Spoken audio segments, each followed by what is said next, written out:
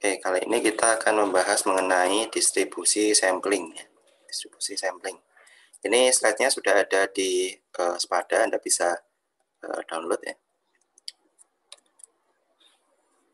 Oke, jadi biasanya kita kalau membaca data atau di koran itu biasanya kita lihat adanya polling atau survei. Nah, survei ini atau polling ini didapat dari hasil sampling ya. Jadi misalkan survei uang jajan mahasiswa di UNS ya. Nah, sementara mahasiswa di UNS itu ada puluhan ribu. Nah, survei dilakukan mungkin diambil mungkin hanya 100 atau 200 orang saja.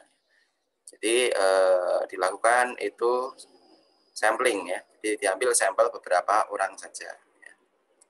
Ya, fungsinya sampling apa ya? Agar kita dapatkan data ya tanpa perlu mensurvei semuanya ya. Kan kalau jumlah siswanya 20.000 ya, kita tanya satu persatu 20.000 kan repot ya. Lebih enak kalau kita cuma 100 atau 200 orang saja ya. Nah, jadi sampling ini ya berguna ya untuk kita memprediksi ya populasi, prediksi populasi.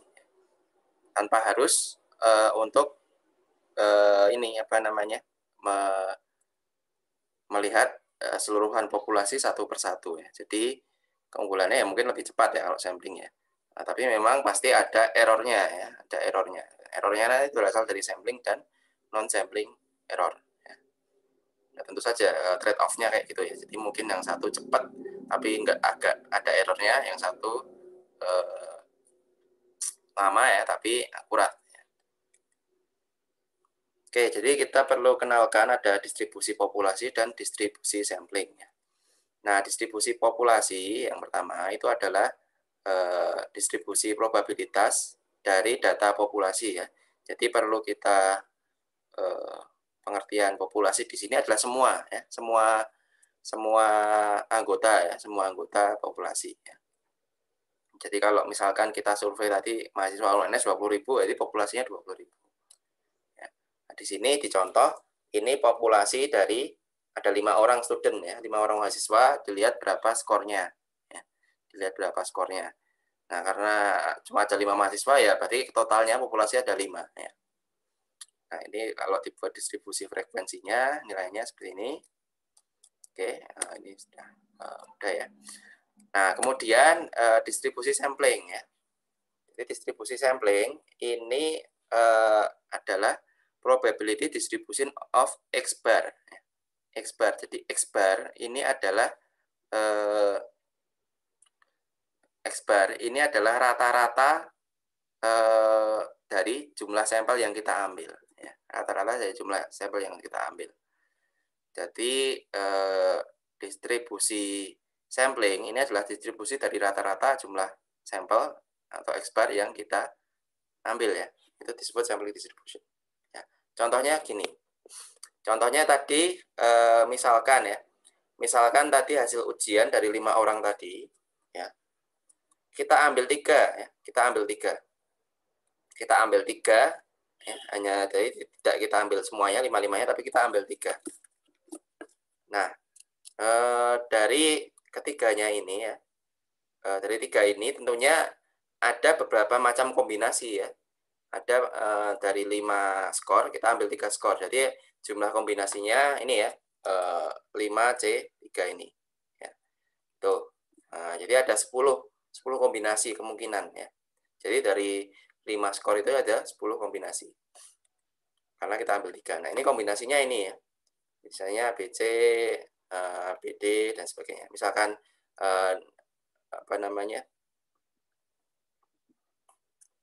misalkan jumlah siswanya tadi ada 5 ya, ABCDE.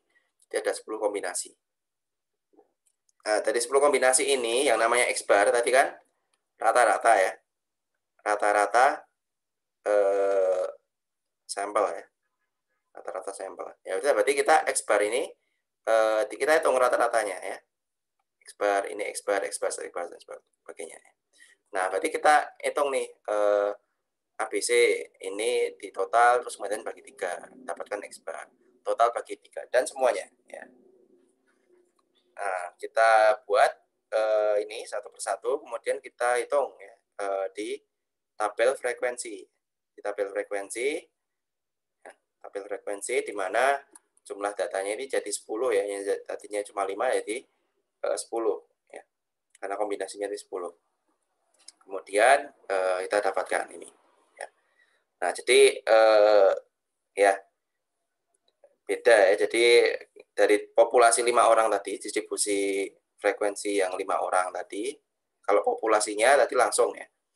Tapi kalau yang distribusi sampling diambil 3 sampel, ini kita dapatkan ya, dapatkan semacam tabel baru ya, tabel baru. Tabel baru dia memiliki min dan juga memiliki nanti juga memiliki sigma ya, atau standar deviasi yang baru juga. Oke, jadi ini pengertian sampling distribution ya.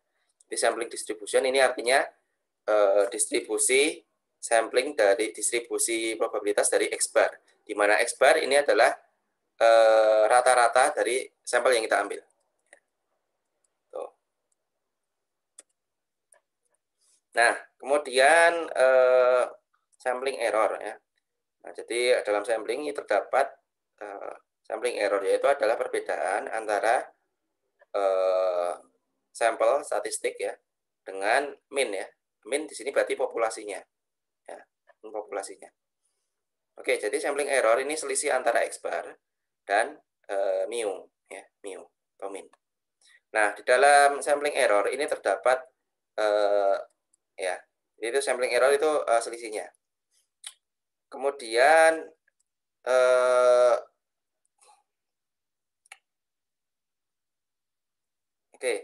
kemudian ada non-sampling error ya.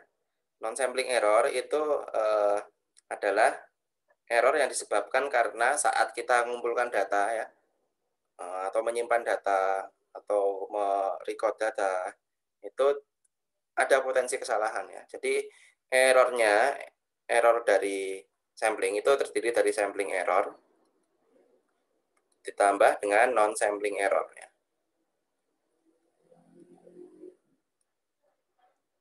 Oke, contohnya non-sampling error apa ya? Oke, contohnya non-sampling error ini misalkan kalau kita membuat survei yang pertama ya, itu misalkan tidak random ya, tidak random. Jadi ini yang apa namanya menyebabkan non-sampling error. Contohnya misalkan Anda tadi ya, Anda mensurvei ya uang saku mahasiswa UNS ya. Nah, tapi Anda surveinya itu hanya di tempat yang misalkan di tempat elit ya, di tempat elit misalkan kos-kosan yang elit-elit gitu. Nah, itu tentunya tidak random ya.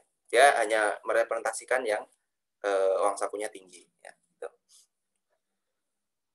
Nah, kemudian yang kedua, misalkan Anda buat surveinya pertanyaannya tidak dimengerti ya dengan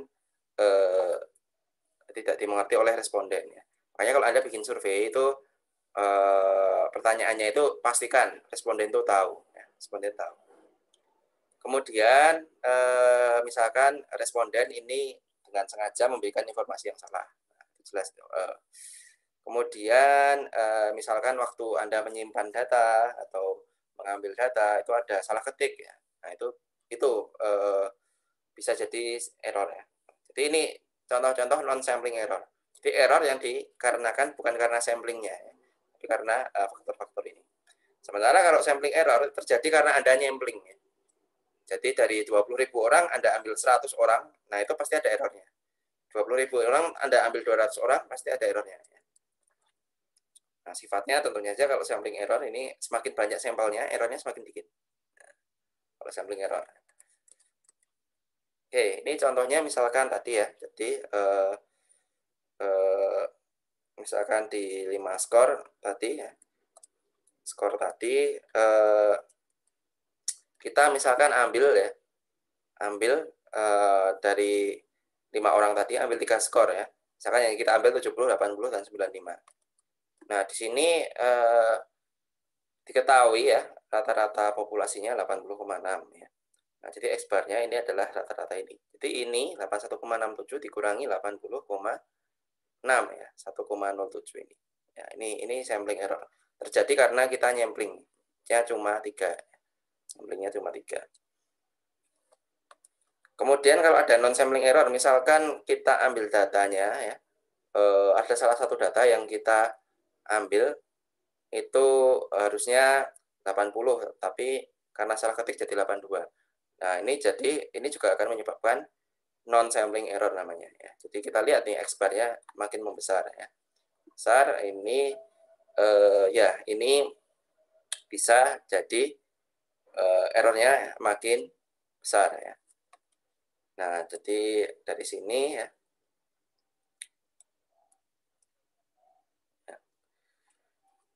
Nah, kita bisa hitung lagi ya berapa non sampling errornya ya. Non sampling errornya misalkan ya diketahui sampling yang benar ya, korek ya. Bagi yang salah selisihnya 0,66. Jadi kontribusi non sampling errornya 0,66. Nah, ini kira-kira kalau representasinya seperti ini ya. Jadi error karena sampling, error karena non sampling.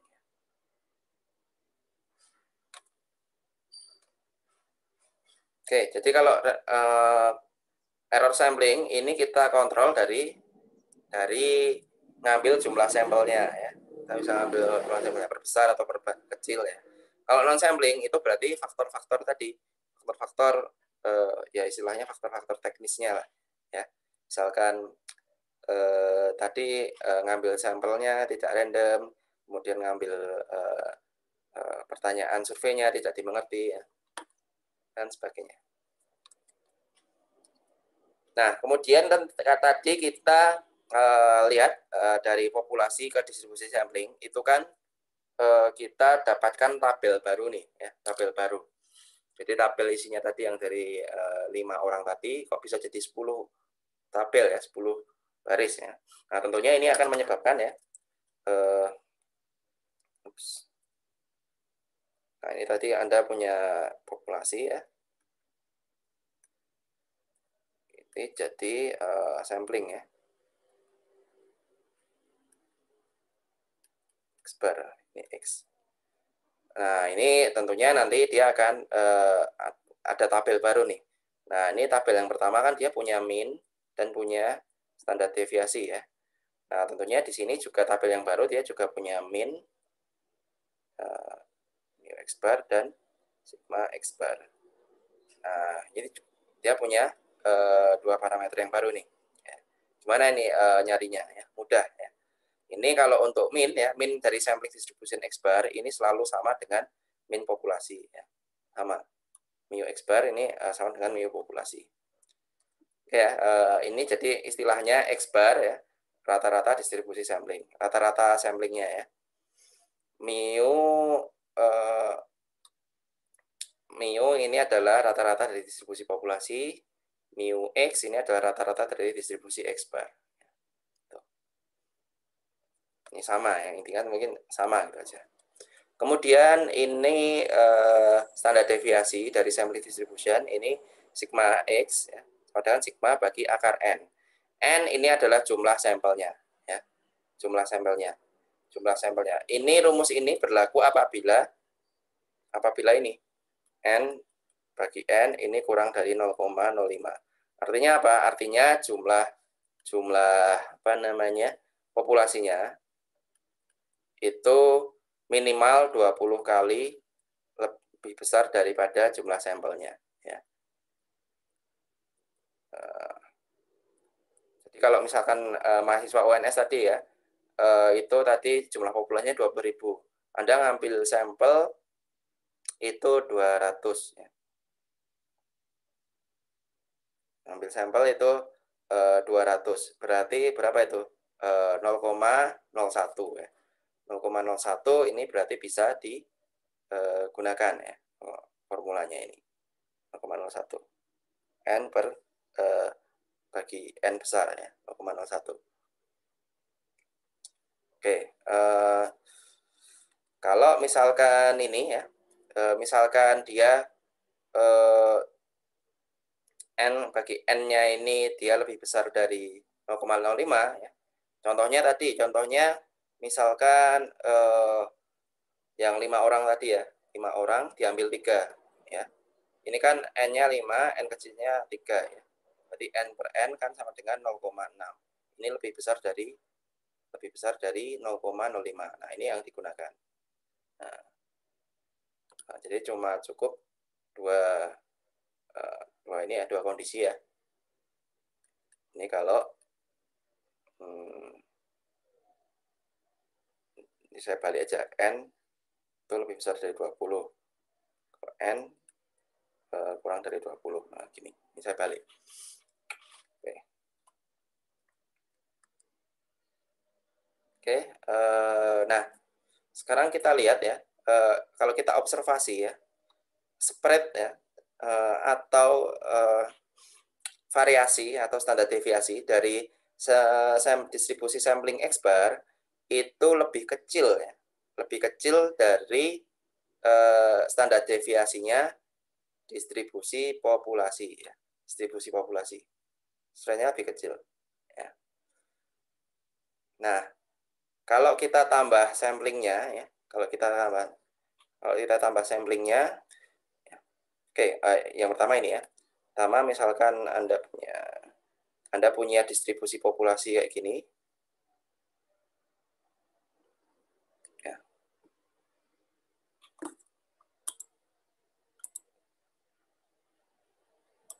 Nah, ini distribusi populasi. Nah, kemudian Anda punya distribusi sampling nih. Distribusi sampling ini spreadnya lebih kecil. Lebih kecil. Ya, yang lebih kecil karena kan tadi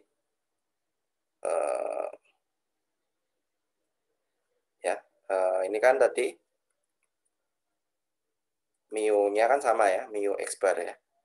Nah, sementara sigma X barnya itu kan sigma bagi akar N ya.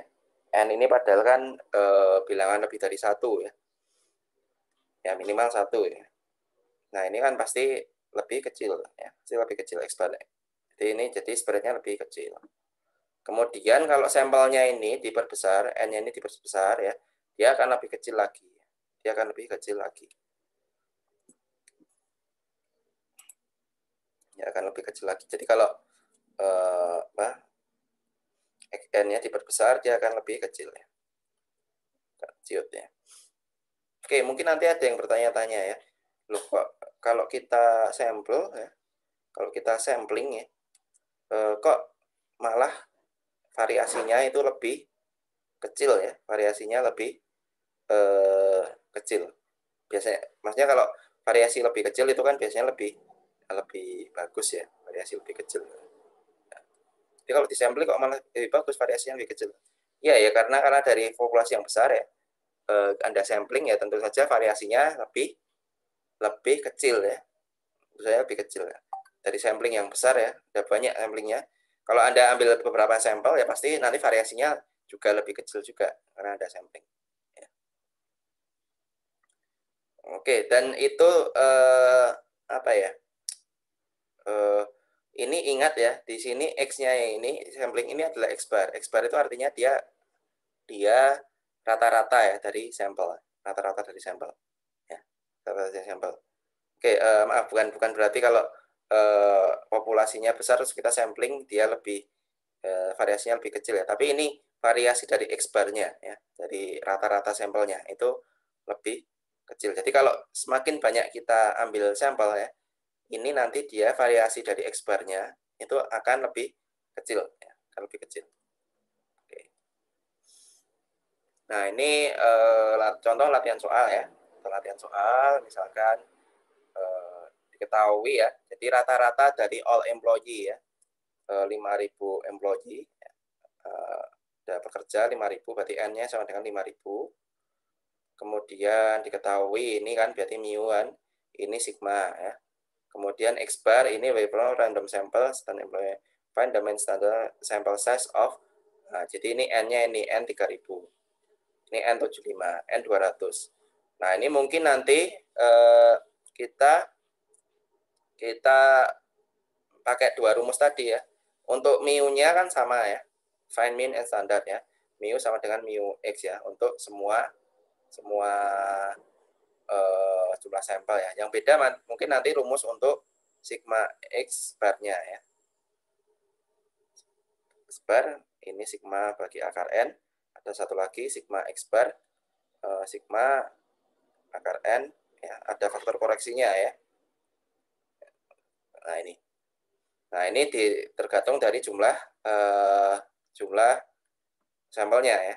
Jadi kalau di sini N per N ini masih kurang dari 0,05 ya.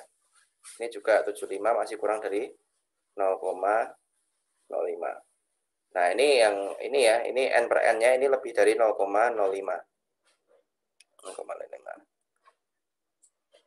Oh sorry, ini ternyata kurang dari 0,05 semua ya. 200 bagi 5.000 kan masih 0,4 ya, 0,04. Jadi kita pakai rumus yang ini semua ya. Rumus yang ini untuk sigmanya ya. Untuk mu-nya sama semua ya. Mu sama. Oke, kemudian untuk bentuk dari distribusi sampling ya. Ini ya kita lihat tadi bentuknya adalah ini distribusi populasinya ya totalnya. Kemudian ini adalah distribusi sampling untuk jumlah N sama dengan 5, jumlah sampelnya sama dengan 5.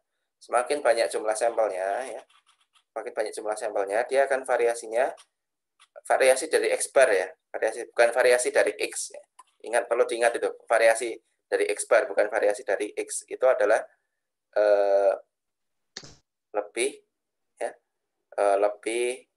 kecil ya, Kalau jumlah sampelnya kita tinggikan, dia akan semakin mensiut ini variasinya. Oke, ini contoh yang lain lagi ya. Yang lain. Ini dibandingkan, misalkan ada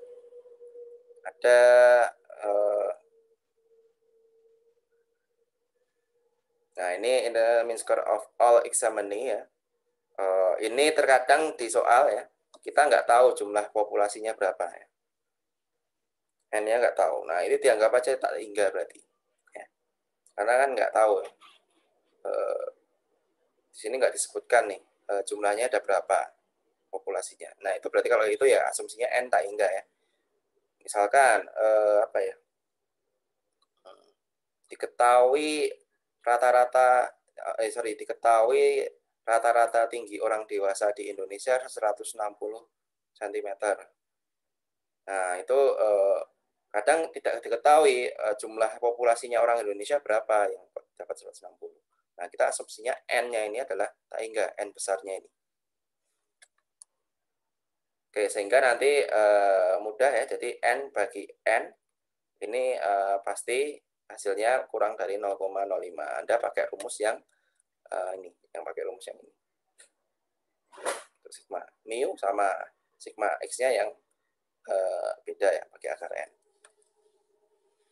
Oke, ini ya, jadi yang untuk distribusi populasi yang bawah, kemudian sampling distribusinya, ini yang atas ini, dia variasinya makin kecil. Nah, kemudian kemudian kita mengenal ya, ada teori central limit ya, teori central limit. Ya, apa itu teori central limit? Jadi teori ini mengatakan ya, kalau Anda punya sampel yang besar ya, large sample size ya. Nah, itu kalau Anda ambil sampel ya, sampelnya, Anda punya populasi nih, Anda nggak tahu ini bentuk distribusinya apa, apakah normal atau condong ke kiri atau ke kanan ya.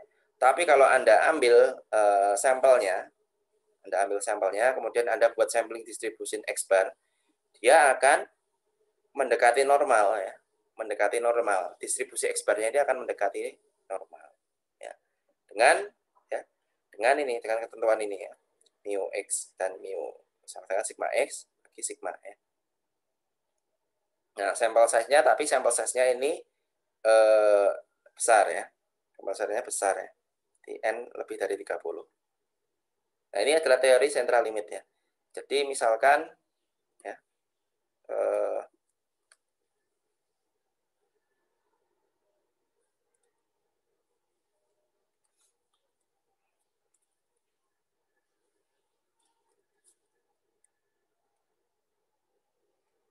Ya, jadi misalkan ini ya, misalkan untuk distribusi populasinya bentuknya ini, dia kan condong ke kiri ya, condong ke kiri ya. Condong ke kiri. Nah, ini kalau kita ambil sampelnya, misalkan sampelnya ini N sama dengan 4, dibuat distribusi X bar, ini jadinya bentuknya kayak gini ya. Nah, kalau diperbanyak dia akan cenderung ke tengah ya, bergeser ke tengah. Nah, semakin banyak sampelnya dia akan menuju ke titik tengah. Ya. Nah, jadi di sini dapat diaproksimasi dengan distribusi normal ya. Jadi makanya disebut central limit ya. Karena makin banyak sampelnya dia akan bergeser. Sampel distribusi X bar-nya dia akan bergeser ke tengah ya. Dia dapatkan ini approximately normal distribution ya. Dimodelkan sebagai normal distribusi normal.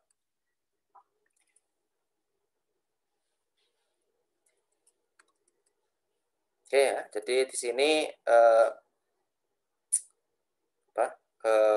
misalkan contoh soal di sini diketahui mu dan sigma ya, tapi populasi distribusi populasinya ini skew right, artinya condong ke kanan. Nah, kalau kita ingin cari distribusi samplingnya ya, kita bisa ya dengan mudah pakai rumus tadi ya, mu sama dengan sama sigma x bar sama dengan sigma akar n. Nah, ini berulang-ulang nih rumusnya, ya, pasti Anda akan sering Anda pakai. Ya. Oke, jadi kita dapatkan ini ya.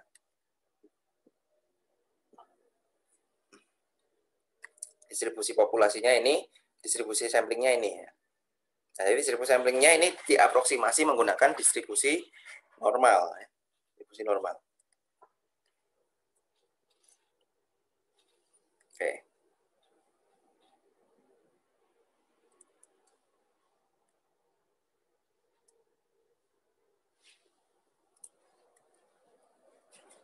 Ini aplikasi dari distribusi sampling X bar ya.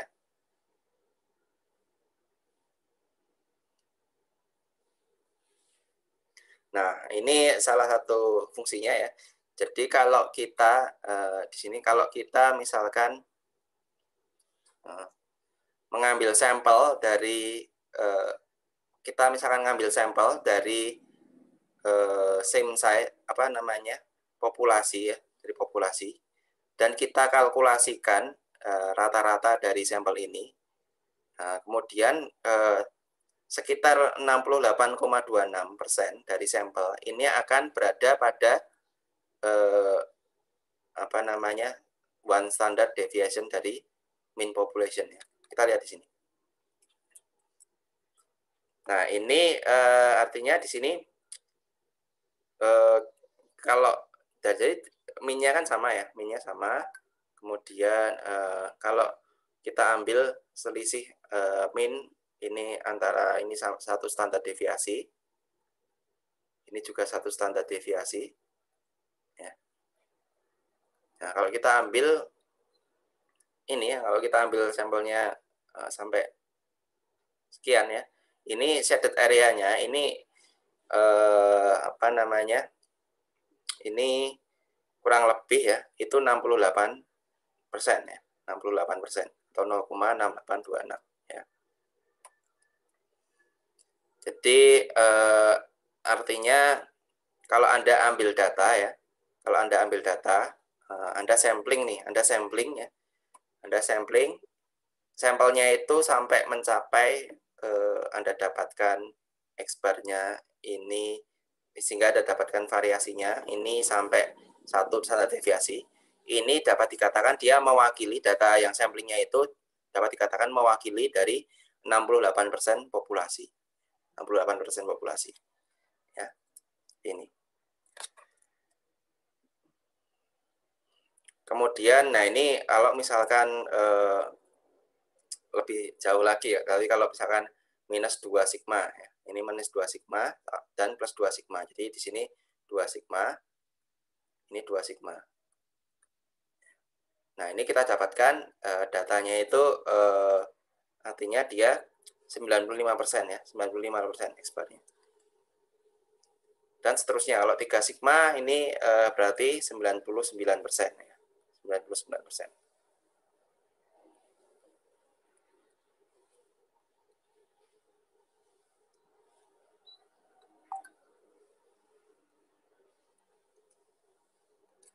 Oke ya, jadi misalkan nih aplikasinya ya, misalkan Anda punya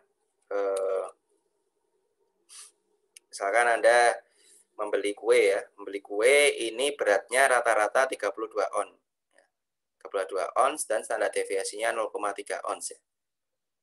Nah, dari kue ini Anda ingin ya, Anda misalkan ambil 20 kue tersebut. Jadi misalkan ada tumpukan kue dari pabrik ya. Seharusnya rata-ratanya adalah 32 ons, kemudian standar deviasinya 0,3 ons. Nah, kalau Anda ambil sampel ya, 20 sampel ya, 20 sampel ya. Nah, tentukan kemungkinan ya X bar-nya itu antara 31,8 sampai dengan 31,9 ya. Nah, ini jadi Anda bisa manfaatkan tadi ya sifatnya tadi ya. Di sifatnya dari sini Anda akan dapatkan kemungkinan ini. Oke, jadi ini aplikasinya misalkan apa namanya? Tadi ya Anda misalkan di quality inspection ya. Inspection misalkan apa namanya? Ini kalau contoh ini kue dari sebuah pabrik ya. Itu harusnya beratnya 32 on ya. Nah, Anda mau ngecek nih, Anda mau ngecek ya. Anda mau ngecek benar nggak sih itu apa namanya? Yang di ini pabrik ini 32 on, maka Anda lakukan sampling ya. Anda lakukan sampling ya, random sampling ya. Nah, dengan ilmu ini Anda akan bisa menentukan ya kira-kira klaim dari perusahaan tadi, kue tadi kalau dia beratnya 32 on itu benar atau enggak. Itulah yang dinamakan statistik inferensial ya. Statistik inferensial. Tuh. Inference itu kan berarti Anda menyimpulkan sesuatu ya. Nah, kalau yang kemarin Anda belajar dengan Pak Irwan adalah statistik deskriptif ya. Jadi dari data Anda hitung kalkulasi ini minnya berapa, ini apa namanya? Ini standar deviasinya berapa dari jumlah populasi semuanya. Nah, tapi kalau statistik inferensial ya, Anda ambil dari sampelnya ya. Dari sampelnya Anda simpulkan nanti kira-kira bentuk datanya ini kira-kira seperti apa ya, bentuk populasinya. Itu inferensial. Nah, ya balik lagi ke contoh tadi ya. Jadi kita nyari kemungkinan ya. Kemungkinan kalau kue yang kita ambil ini beratnya antara 31,8 sampai 31,9. Nah, ya, ini kita pertama kita konversi dulu ini antara mu X bar dan sigma X bar ya. Kita konversi ya, mu sama sigma X bar-nya Anda tinggal masukkan rumus. Kemudian Anda ambil dengan nilai Z ya, nilai Z. Gampang ya, sudah dapat rata-rata, sudah dapat sigma. Nah, balik ke tabel distribusi normal ya. Nah, kita hitung Z-score-nya ya. Kita hitung Z-score-nya. Ini nilai X bar-nya yang kita ditentukan, ini didapatkan nilai Z-score-nya. Kemudian dengan tabel distribusi normal ini didapatkan ini ya. Jadi kemungkinan Anda dapatkan itu tadi adalah 0,0667. Ya. Nah, ini didapatkan ini 0,0667. Ya, ini X bar ya, X bar. Oke, itu contoh yang lain ya. Oke, tergantung nanti yang mau dicari apa ya. Ini ya, notasi ini ya, perlu Anda cermati ya. Kemarin di latihan soal dan kuis sudah kita lakukan. Oke, kemudian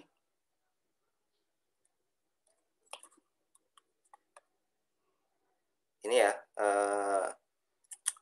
distribusi proporsi ya, proporsi atau sampel proporsi ya. Nah, ini jadi proporsi ini adalah proporsi ya. Proporsi itu kan perbandingan kan antara X itu artinya yang spesifik, sampel dengan fitur spesifik ya. P, X, N, X besar, N besar ini adalah di populasi ya. P topi ya, P topi sama dengan X kecil, N kecil ini di sampling ya. Ini ya. Jadi ini proporsi population and sample. X atau X kecil ini adalah sampel yang bukan sampel, tapi elemen yang memiliki karakteristik tertentu. Misalkan ini ya, misalkan diketahui ada 700.000 sekian keluarga yang tinggal di kota ya. Sekitar 560.000 sekian memiliki rumah. Anda ambil sampel ya dari total ini 240 keluarga ya. Kemudian dari sampel itu Anda hitung 158 ini memiliki rumah. Ya, jadi dari situ kemudian ambil sampelnya. Jadi kan ada proporsi nih, dia memiliki karakteristik tertentu, artinya dia yang dari total yang memiliki rumah berapa. Nah ini kan berarti ini populasinya, ini yang samplingnya ya. Ini yang samplingnya. Ini proporsi samplingnya, ini proporsi populasi ya. Nah, kita lihat sampling distribution dari P-topi ini ya. P-topi min dan standarnya, kemudian bentuk ya, bentuknya.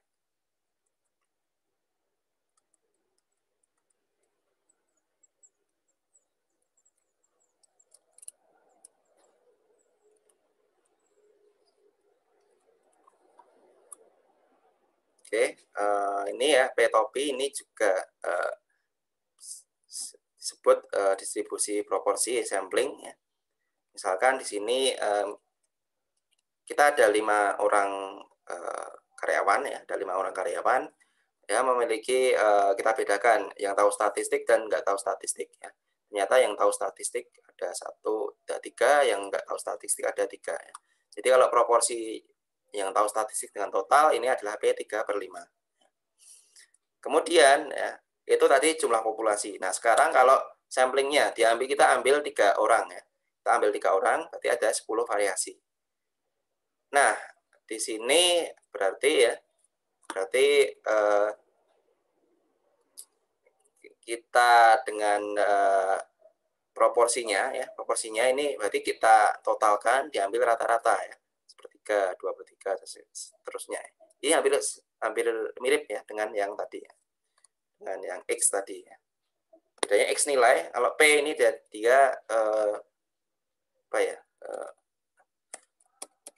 P discrete ya, yes or no ya. Oke, jadi didapatkan sampling distribusinya seperti ini, 0,3, 0,6, 0,1. Kemudian min dari sampel proportion ini adalah didefinisikan mu P bar ya, sama dengan P. Kemudian sigma P topi sama dengan akar PQ bagi N ya. Akar PQ bagi N.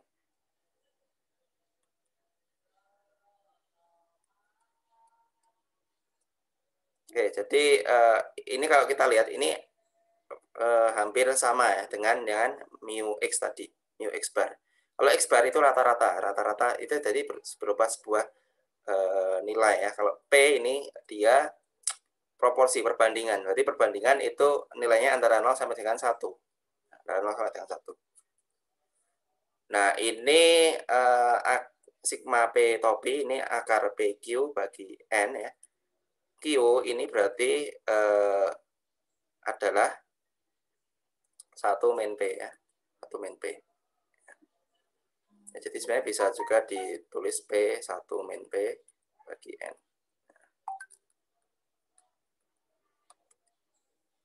Nah, ini correction faktornya ya. Kalau misalkan N bagi N besarnya ini lebih dari 0,05. Ya. Oke.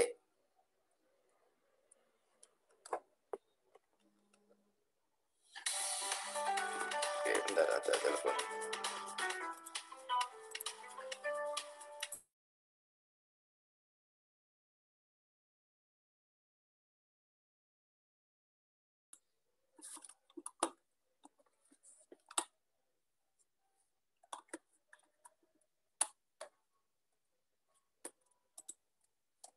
Oke, jadi sebenarnya Anda bayangkan ya, kalau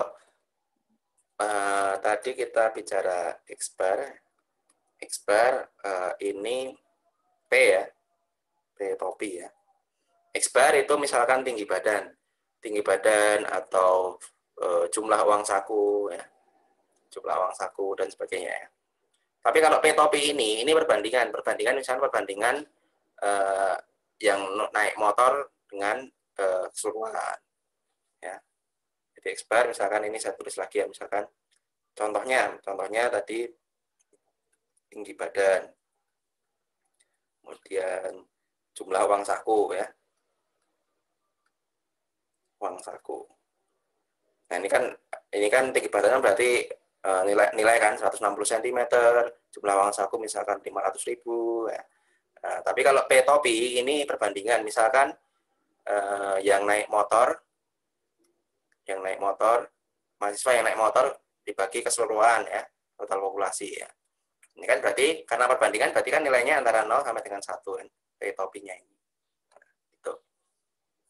Oke, itu aja. Jadi Anda mikirnya ini sesuatu hal yang agak sama ya, Jadi nanti nggak perlu banyak ngapal-ngapalin. Oke, ini jadi sigma P-nya ya, sigma P bar, sigma P topi ini akar PG bagi N ya. Ini hafalkan aja ya, P.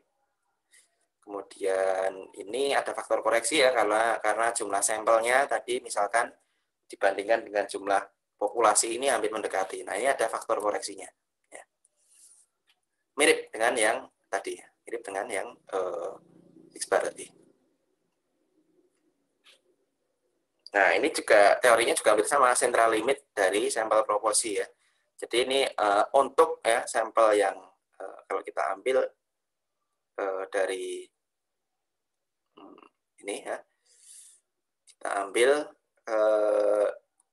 sampelnya ya, dia akan mendekati distribusi P topinya ini akan mendekati distribusi normal ya.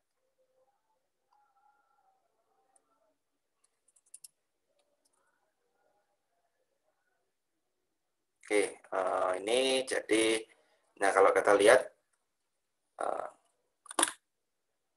ini contoh soalnya, jadi dari polling diketahui 55% orang dewasa mengatakan memiliki rumah ini penting ya. Nah, kemudian misalkan hasil ini ada true ya. Ini berarti P populasi ya, ini P besar ya. P tanpa topi ya. Kemudian kalau P topi ini proporsi dari American orang dewasa ya. Dari random sampelnya jumlahnya 2000, berarti N-nya 2000 ya. Yang C memiliki rumah itu penting ya. Tentukan standar deviasi dari P topi ya, dan shape distribusi samplingnya. Nah, ini jadi P-nya kita dapatkan ini, Q-nya ini berarti 1 min P 0,45 N 2000. Sigma P topi ya, ini harusnya P topi ya. Bukan P bar, P topi ini. Ini juga P topi. P topi sama dengan P sama dengan 0,55. Sigma P topi akar PG E bagi N. Sudah dapat nih, Anda dapatkan sigma, dapatkan mu, Anda bisa gambarkan grafik distribusi normalnya. Ya. Oke, ini aplikasinya sama ya. Aplikasinya intinya Anda dapatkan sigma, Anda dapatkan mu, Anda tinggal cari skor Z ya. Cari skor Z. Anda pakai tabel dapat dan itu ya, sudah dapat. Oke, ini hampir sama semua. Ya, itu ya. Jadi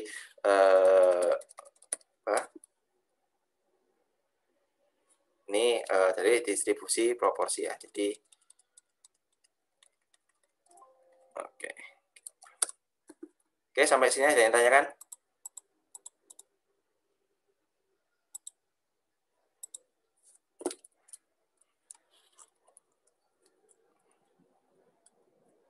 Ya, kalau nggak ada ya, ini saya summary sedikit ya. Jadi ada distribusi sampling, ini ada X bar, ada P topi ya. X bar tadi intinya Anda juga nyari X barnya berapa, mu, kemudian ada sigma X bar, sigma bagi akar N ya. Ini juga sigma P bar mu sama dengan P, kemudian mu sigma P topi sama dengan akar PG bagi N. Ya. Kemudian ada faktor koreksinya ya. Faktor koreksi kalau kalau sampelnya dengan populasinya itu nilainya hampir berdekatan atau N per N itu kurang dari 20. Nah, ini aja udah ya. Anda rumusnya intinya cuma ini aja. Anda tinggal selanjutnya pemahaman. Oke, ada pertanyaan? Ya, kalau nggak ada pertanyaan, saya akhiri ya. Ini jangan lupa absen di OCW. Saya buka sampai jam 10 ya. 2 hari lagi Lebaran ya. Saya mohon maaf apabila ada kesalahan. Mohon maaf lahir batin. Makasih. Assalamualaikum warahmatullahi wabarakatuh. Waalaikumsalam. Waalaikumsalam. Terima kasih, Pak.